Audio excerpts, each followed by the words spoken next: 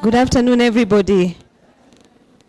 Yeah, it's one of those moments that you start a journey of faith, and when you arrive at it, you're like, wow, it's really happening. And so I really thank God for this day. I also want to thank each one of you for honoring our invite, because we could have invited you and you would have been busy. But today you're here, and you've supported us in our journey, and we have arrived on this glorious day. Isn't it a glorious day? It is. So what a joy and privilege it is to stand before you today. First, I really want to thank God for his faithfulness. This far, he has been Ebenezer. You know that word, eh? This far, he has helped us. Looking back over this journey, I can confidently say that this book was not just born out of inspiration, but also from experience. I'm also deeply grateful to Zion Pearl Publishers, led by Mr. Duso. I was about to say Dr. Duso. It's a sign. My fellow authors, my husband Peter, who is sitting at the back, and our son Keith, who is not here, my mentor Dr. Lucy, who was here, my family, friends, and everyone who believed in this project from the beginning. It's an honor to really start this milestone with you. Can you turn to your neighbor and tell them it's an honor to really start this milestone with you, or to share it with you. You can tell my other vocation is that I preach. Ukisikia watu wanasema turn to your neighbor, you understand where they come from. So people often say that everybody has a story, right? Each one of us, each one of you sitting here has a story. And I really believe that is very true. But not every story is written while you're still living through it. This book really gave me a rare opportunity to write my chapter as I continue to live through life. And for that, I am deeply, deeply grateful. Not because I really planned to write a book. By the way, I never really planned to write this particular book until one day I was going through my LinkedIn, and I found that Mr. Duso had come into my inbox and given me 2 titles.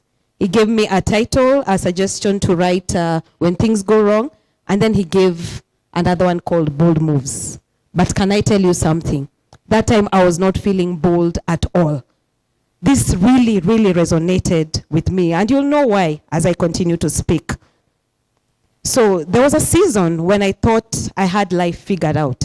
Have you ever had those seasons when you feel like things are going on well? I had built a successful career over many years. I have been brought up by loving, very loving Christian parents of blessed memory. They are now rested. I believed in prayer. I believed in planning. I believed in hard work, like all of us here, right? I believed in faithful stewardship and preparing well for the future. Like many of us, I quietly assumed that if I did the right things, life would unfold in a fairly predictable way. Isn't that right? Because they even tell us, there are books you go and buy, and they tell you the 7 steps to doing this. I had read some of those books. I had read the Bible, and it had instructed me on some of these things. So I thought my life would really go in a very predictable way. Then, unexpectedly, things really went wrong. I still remember the day after a 20-year career in banking, I held a letter in my hand. My immediate thought was, this is not how this story was supposed to unfold. I imagined that one day I would walk out of what I thought was an accomplished banking career gracefully and transition well into my next chapter. Instead, life chose a different route. As I reflected on that season, I realized that something that stayed with me ever since. When things go wrong, your first response matters. Can we say that together? When things go wrong, your first response matters. Not because the situation immediately changes or improves, but because your response begins to shape who you become or who you are becoming. I discovered at that time, when things really went wrong, that I had 2 choices. I could either respond in fear or I could respond in faith.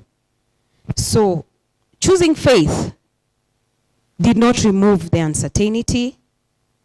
It did not immediately answer the questions that I have, and some of them I still have up to today. But it gave me the courage to keep taking the first step, the next step, even when I could not see the entire staircase, as Dr. Martin Luther King aptly puts it. Over time, I learned that resilience is not built in public. It is formed quietly in the hidden places, through surrender, through waiting, through prayer, and learning to trust God with both the process and the outcome. Today, as I stand here, I do not speak as somebody who has everything figured out. I am still walking the journey, a day at a time. But I have learned that disruption does not have to be destruction. Disruption does not have to be destruction. Sometimes it is God's invitation into deeper purpose. That is why I decided to write when things go wrong and not bold moves. I hope you're getting it, eh? Not because I have all the answers. I don't really have all the answers. But because I hope that someone reading it will realize that they are not alone. Perhaps you're carrying a dream that has been delayed. Perhaps you have experienced loss, disappointed, or an unexpected transition like I have. Perhaps life has not unfolded the way you imagined. My prayer is that when you read, when things go wrong, you will discover what I did. That our greatest breakthroughs are often born in the seasons we would never have chosen. To my fellow authors, thank you for the courage in sharing your stories and your words of wisdom. Together we have created something that I believe will encourage many people in years to come. One of my wife's family members, and she's here, she's my cousin Patricia, sitting at the back. She told me something that I decided I'm going to steal, and I know she's given me permission and put it in this speech. She told me, never underestimate the power of penning down. You can never control how far the reach is or how far along it travels, and you can never undo it. So this is to me and my fellow authors. So it's pure trust in God for him to ensure that our penmanship lands in the right hands and God accomplishes his purposes through us for his glory, because we are just vessels. Finally, I want to leave you with one lesson that has become the anchor of both my chapter and my life. You cannot always choose what happens to you, but you can always choose your first response. When things go wrong, your first response determines your direction. Thank you very much, and may God bless you.